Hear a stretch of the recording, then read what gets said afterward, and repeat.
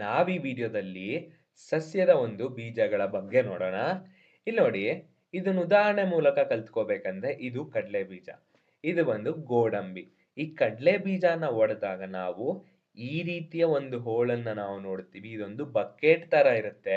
ಅದೇ ರೀತಿ ಗೋಡಂಬಿನಲ್ಲೂ ಸಹ ಈ ರೀತಿ ಹೋಳನ್ನ ನೋಡ್ತಿದೀವಿ. ಇದು ಸಹ ಬಕೆಟ್ ತರ ಇರುತ್ತೆ. ಹಾಗಾದ್ರೆ ಇದನ್ನೇನಂತಾರೆ ಅಂದ್ರೆ ಇದನ್ನ ಬೀಜಗಳು ಅಂತ ಹೇಳ್ತಾರೆ. ಅಂದ್ರೆ ಕಾಟಿಲಿಡನ್ ಅಂತ ಹೇಳ್ತಾರೆ. ಯಾವ ಬೀಜ ಈಗ ಬ್ರೇಕ್ ಆದಾಗ 2 ಸಮಭಾಗವಾಗಿ ಡಿವೈಡ್ ಆಗುತ್ತೋ, ಈ ರೀತಿ ಗೋಡಂಬಿ, ಕಡ್ಲೆ ಬೀಜದ ತರ, ಇದನ್ನ ಡೈಕಾಟಿಲಿಡನ್ ಅಂತಾರೆ. ಅಂದ್ರೆ ದ್ವಿದಳ ಬೀಜಗಳು ಅಂತ ಹೇಳ್ತಾರೆ. ಯಾವುದು ಈ ರೀತಿ ಸಮಭಾಗ ಆಗಲ್ವೋ, ಒಂದೇ ಒಂದು ಸಿಂಗಲ್ ಆಗಿರುತ್ತೋ ಅದನ್ನ ಮೋನೋಕಾಟಿಲಿಡನ್ ಅಂತಾರೆ. ಅಂದ್ರೆ ಏಕದಳ ಬೀಜ ಅಂತ ಹೇಳ್ತಾರೆ. ನೋಡಿ, ಏಕದಳ ಬೀಜಕ್ಕೆ ಒಂದೊಳ್ಳೆ ಉದಾಹರಣೆ ಅಂದ್ರೆ ಭತ್ತ, ಅಕ್ಕಿ ಅಂತಾನೂ ಹೇಳ್ಬೋದು. ದ್ವಿದಳ ಬೀಜಕ್ಕೆ ಒಳ್ಳೆ ಉದಾಹರಣೆ ಅಂದ್ರೆ ಇದು ರೆಡ್ ಬೀನ್ ಅಂತ ಹೇಳ್ತಾರೆ. ಅಂದ್ರೆ ಕೆಂಪು ಬೀನ್ಸ್. ಯಾಕೆ ಅಂತ ಹೇಳಿದಾಗ ರಾಜ್ಮಾ ಅಂತ ತಗೊಳ್ಳಿ, ಕೆಂಪು ಬೀನ್ಸ್ ಅಂತ ತಗೊಳ್ಳಿ, ಕಡ್ಲೆ ಬೀಜ, ಇದೆಲ್ಲ ಬ್ರೇಕ್ ಆದಾಗ 2 ಸಮಭಾಗವಾಗಿ ಡಿವೈಡ್ ಆಗುತ್ತೆ. ಇದನ್ನ ನಾವು ಬೀಜ ಅಂತ ಹೇಳ್ತೀವಿ. ವಿಶೇಷವಾಗಿ ಇದನ್ನ ದ್ವಿದಳ ಬೀಜಗಳು ಅಂತ ಹೇಳ್ತೀವಿ. ಏಕದಳ ಬೀಜಕ್ಕೆ ಬಂದಾಗ ಭತ್ತ, ಅಕ್ಕಿ, ಗೋಧಿ, ಜೋಳ ಇಂಥವೆಲ್ಲ ಏಕದಳ ಬೀಜಗಳಾಗುತ್ತೆ. ಉದಾಹರಣೆಗಳು ನೋಡಿ, ಜೋಳದ ಬೀಜ ಮತ್ತೆ ಗೋಧಿ, ಇಲ್ಲಿ ಬಂದಾಗ ಕಡ್ಲೆ ಬೀಜ, ಗೋಡಂಬಿ ಇವೆಲ್ಲ ದ್ವಿದಳ ಬೀಜ, ಏಕದಳ ಬೀಜಕ್ಕೆ ಒಂದೊಳ್ಳೆ ಉದಾಹರಣೆ ಅಂತ ಆಗುತ್ತೆ. ಏಕದಳ ಬೀಜ ಇರುತ್ತಲ್ಲ, ಇದರ ಗಿಡದ ಅಥವಾ ಮರದ ಎಲೆಗಳು ಈ ರೀತಿ ಇರುತ್ತೆ. ನೇರವಾಗಿರುತ್ತೆ. ಇದರ ನಾಳಗಳು ಸಮಾನಾಂತರವಾಗಿರುತ್ತೆ. ಇದಕ್ಕೆ ನಾವು ಸಮಾಂತರ ನಾಳ ವಿನ್ಯಾಸ ಅಂತ ಹೇಳ್ತೀವಿ. ಅದೇ ರೀತಿ ದ್ವಿದಳ ಬೀಜದ ಎಲೆಗಳು ಯಾವ ರೀತಿ ಇರುತ್ತೆ, ಈ ತರ ಇರುತ್ತೆ. ಇದರ ಮಧ್ಯನಾಳದಿಂದ ನಾಳಗಳು ಉದ್ಭವಿಸುತ್ತವೆ. ಇದನ್ನ ನಾವು ಜಾಲಬಂಧ ನಾಳ ವಿನ್ಯಾಸ ಅಂತ ಹೇಳ್ತೀವಿ. ಅಂದ್ರೆ ರೆಟಿಕ್ಯುಲೇಟ್ ವೆನೇಷನ್ ಅಂತೀವಿ. ಇದನ್ನ ಪ್ಯಾರಲಲ್ ವೆನೇಷನ್ ಅಂತ ಕರಿತೀವಿ. ನಂತರ ಇದರ ಬೇರುಗಳು ನೋಡಿದಾಗ ಏಕದಳ ಬೀಜದಲ್ಲಿ ತಂತು ಬೇರು ವ್ಯವಸ್ಥೆ ಕಂಡು ಬಂದಿದೆ. ದ್ವಿದಳ ಬೀಜದಲ್ಲಿ ತಾಯಿ ಬೇರು ವ್ಯವಸ್ಥೆಯನ್ನ ನಾವು ನೋಡ್ಬೋದು. ತಾಯಿ ಬೇರು ಅಂದ್ರೆ ಟ್ಯಾಪ್ ರೂಟು, ತಂತು ಬೇರು ಅಂದ್ರೆ ಫೈಬರಸ್ ರೂಟು.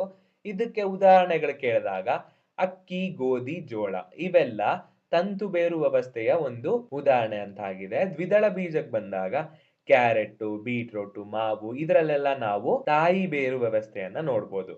ಅದೇ ರೀತಿ ಏಕದಳ ಬೀಜದ ಹೂವುಗಳು ಯಾವ ರೀತಿ ಇರುತ್ತೆ, ಈ ತರ ಇರುತ್ತೆ. ದ್ವಿದಳ ಬೀಜದಲ್ಲಿ ಈ ರೀತಿ ಇರುತ್ತೆ. ಈಗ ಈ 4 ಹೂವುಗಳ ವಿಶೇಷತೆ ಏನು ಅಂತ ಹೇಳಿದ್ರೆ, ಏಕದಳ ಬೀಜ ಇರುತ್ತಲ್ವಾ, ಈ ಬೀಜ ಇರುವಂತ ಹೂವುಗಳಲ್ಲಿ ದಳಗಳು ನೋಡಿ 1, 2, 3, ಇಲ್ಲಿ 6 ಇದಾವೆ, ಇಲ್ಲಿ 3 ಇದಾವೆ.